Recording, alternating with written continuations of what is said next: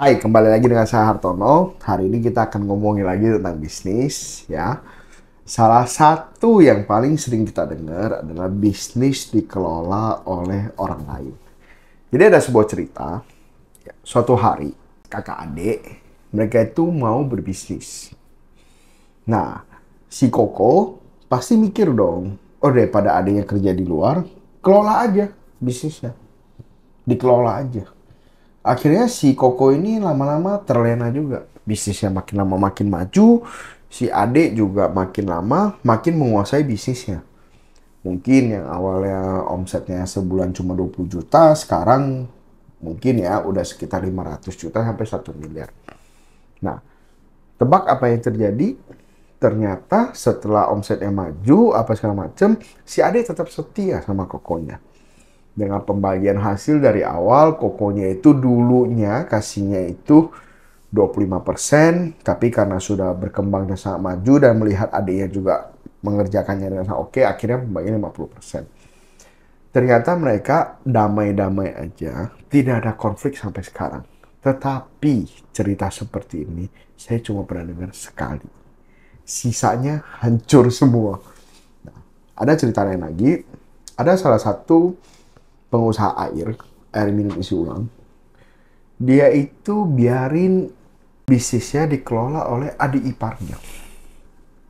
Jadi dia biarin bisnisnya dikelola, terus ternyata bisnisnya itu awalnya maju. Maju dan lain-lain. Selang 2 tahun setelah bisnisnya maju, adik iparnya minta berhenti, mau buka sendiri. Nah, cerita seperti ini kita sering banget dengar. Dan kita mungkin dengarnya udah sampai bosen.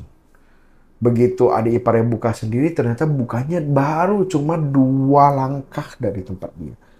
Adik iparnya bikin sukses, sampai sekarang adik iparnya sukses. Dia sendiri yang bangkrut.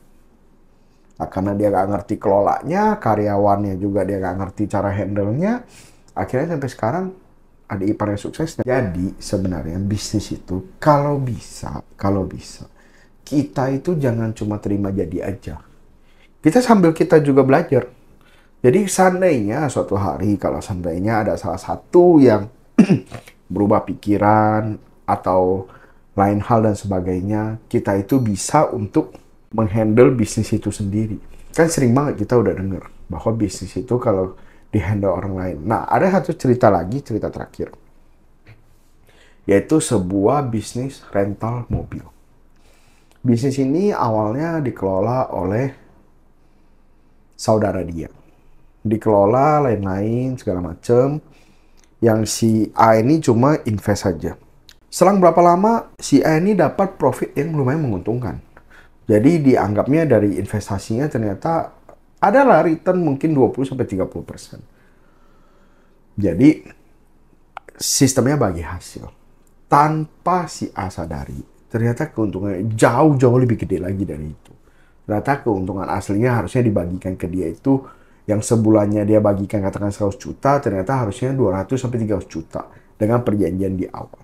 Karena si A gak pernah ngerti bisnisnya, yang diributin juga gak guna, akhirnya si A memutuskan untuk menarik semua modalnya keluar dari bisnis itu.